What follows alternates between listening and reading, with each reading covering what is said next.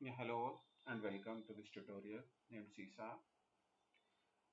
In my previous tutorial, I covered like interview questions 1 to 5. So आज फिर हम लोग बात करेंगे कुछ इंटरव्यू क्वेश्चंस की जो इम्पोर्टेंट हैं और जो आप सबसे इंटरव्यू में पूछे जाते हैं. The first question of today is which is question number 6. You need to tell the output of the below program and the program is this one. So in this program, what we have a class ABC and a class XYZ. What we are doing here in XYZ class, we are inheriting the ABC class. And in both the classes, like in class ABC, we have a constructor named ABC because constructor का नाम हमेशा class के नाम के equal होता है. The same way, we have a constructor in the child class as well named XYZ. So अगर मैं XYZ class का object बनाता हूँ, तो output क्या होगी? So आप लोग pause कर सकते हो वीडियो को, सोच सकते हो. Here are the options. Now you can think, you can pause the video and think कि what will be the output. अगर आप इस प्रोग्राम को रन करते हो तो जो इसकी करेक्ट आउटपुट है, क्योंकि आप क्या कर रहे हो यहाँ पे, आप चाइल्ड क्लास का ऑब्जेक्ट बना रहे हो. जब भी हम चाइल्ड क्लास का ऑब्जेक्ट बनाते हैं, अगर वो किसी क्लास को इनहेरिट कर रहा है, तो जो कंस्ट्रक्टर कॉल होता है वो हमेशा पेरेंट टू चाइल्ड होता है. तो अगर आप चाइल्ड क्लास का ऑब्जेक्ट बनाओगे तो सबसे पहले पेरेंट क्लास का कंस्ट्रक्टर कॉल होगा, उसके बाद आपका चाइल्ड क्लास का कंस्ट्रक्टर कॉल होगा. तो इस केस में आउटपुट क्या होगी? पेरेंट क्लास के कंस्ट्रक्टर के अंदर हम लोग क्या प्रिंट कर रहे हैं? 1. चाइल्ड क्लास के अंदर हम लोग क्या प्रिंट कर रहे हैं? 2. तो output will be 1 and 2. So hope this is clear to you guys. The next question of today is, can we create a constructor in abstract class? If we can, then when that constructor will get called? So basically कई बार आपसे ये पूछा जाता है, हमने पिछले lecture में भी डिस्कस किया था, जो वीडियो अपलोड की थी, कि इंटरफेस और एब्स्ट्रैक्ट क्लास में क्या डिफरेंस होता है. तो हमने डिफरेंस में एक डिफरेंस ये भी देखा था कि एब्स्ट्रैक्ट क्लास के अंदर हम कंस्ट्रक्टर क्रिएट कर सकते हैं. तो लेकिन अब ये क्वेश्चन कहाँ से आता है कि जब हम कहते हैं कि हम एब्स्ट्रैक्ट क्लास के अंदर कंस्ट्रक्टर क्रिएट कर सकते हैं, तो हाँ, दूसरी लाइन में हम ये भी कहते हैं कि हम एब्स्ट्रैक्ट क्लास का ऑब्जेक्ट नहीं बना सकते. तो जब हम एब्स्ट्रैक्ट क्लास का ऑब्जेक्ट नहीं बना सकते हैं और एब्स्ट्रैक्ट क्लास के अंदर कंस्ट्रक्टर हम लोग क्रिएट कर सकते हैं, तो क्वेश्चन ये उठता है फिर उस कंस्ट्रक्टर का फायदा क्या है? क्योंकि कंस्ट्रक्टर हमेशा तब कॉल होता है जब हम उस क्लास का ऑब्जेक्ट बनाते हैं.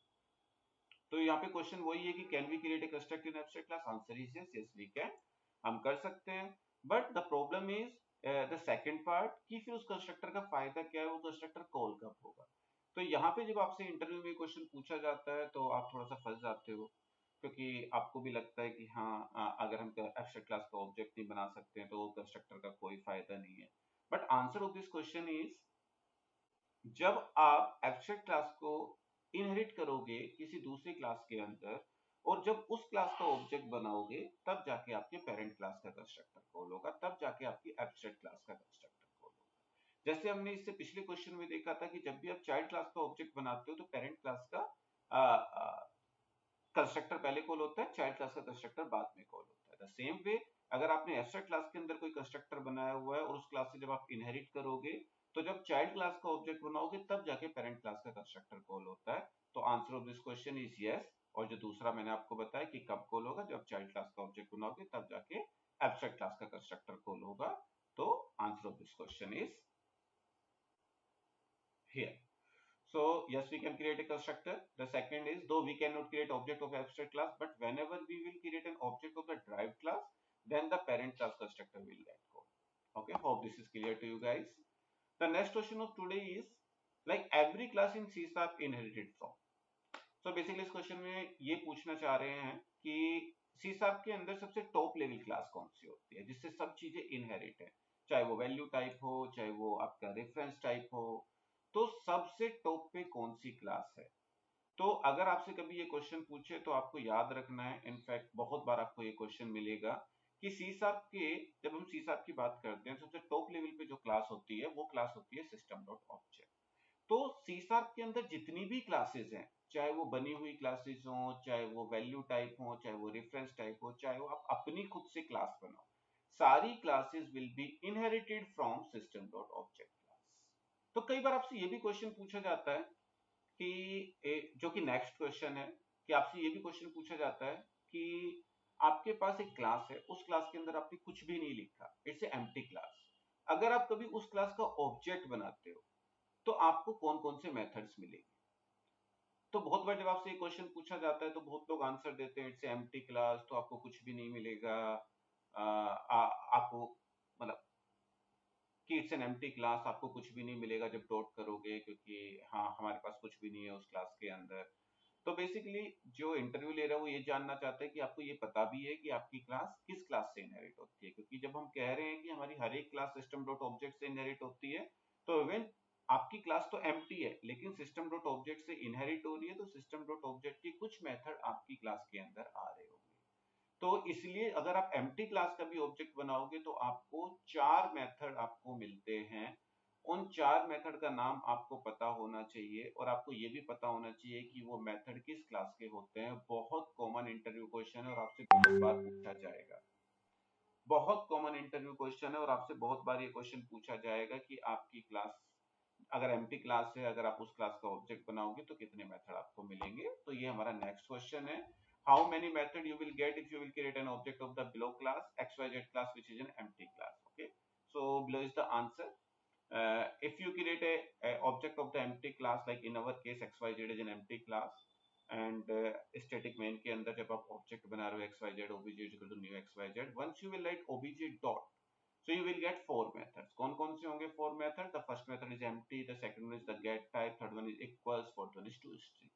तो ये चार मेथड क्यों मिल रहे हैं xyz क्लास के अंदर? क्योंकि xyz क्लास भी सिस्टम डॉट ऑब्जेक्ट को इनहेरिट कर रही है, हम नहीं कर रहे हैं।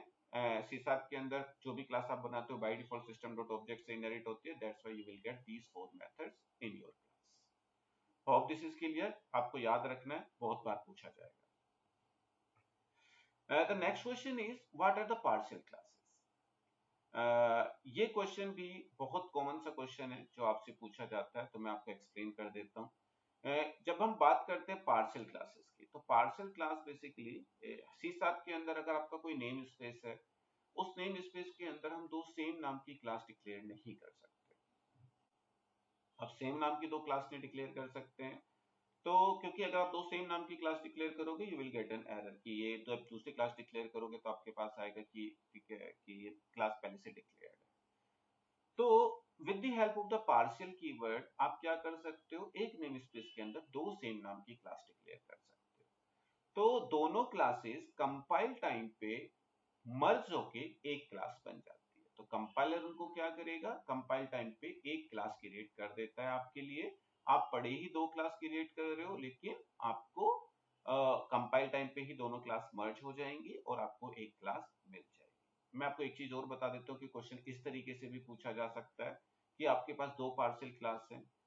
पहले पार्शियल क्लास में आपके पास एक इंट ए नाम का वेरिएबल है और दूसरी पार्शियल क्लास में भी इंट ए नाम का वेरिएबल है। तो जब आप कंपाइल करोगे तो क्या होगा, अगर आपके पास ये सिनेरियो है कि दो पार्शियल क्लास है और दोनों में सेम नाम का वेरिएबल है, तो आपको पता है जब आप कंपाइल करोगे दोनों क्लासेस मर्ज होके एक क्लास बनेगी। तो जब दोनों क्लासेस एक होके मर्ज होके एक क्लास बनेंगी तो दोनों ए नाम के वेरिएबल एक क्लास में आने की कोशिश करेंगे, और एक क्लास में दो सेम नाम के वेरिएबल नहीं हो सकते, इसलिए आपको एक कंपाइल टाइम एरर आएगी। तो कभी कभी ऐसे क्वेश्चन भी पूछ लिए जाते हैं कि दो पार्शियल क्लास हैं, partial class for example partial class ABC and another class is also partial class ABC. तो अगर आप दोनों में सेम नाम के वेरिएबल रखोगे तो आपको एरर आएगी, तो you will get a compile time error. तो डेफिनेशन वाइज अगर हम बात करें what are the partial classes, partial classes implement the functionality of a single class into multiple files. कि आप एक क्लास है उनको आप कई बार लिख सकते हो, ब्रेक कर करके लिख सकते हो।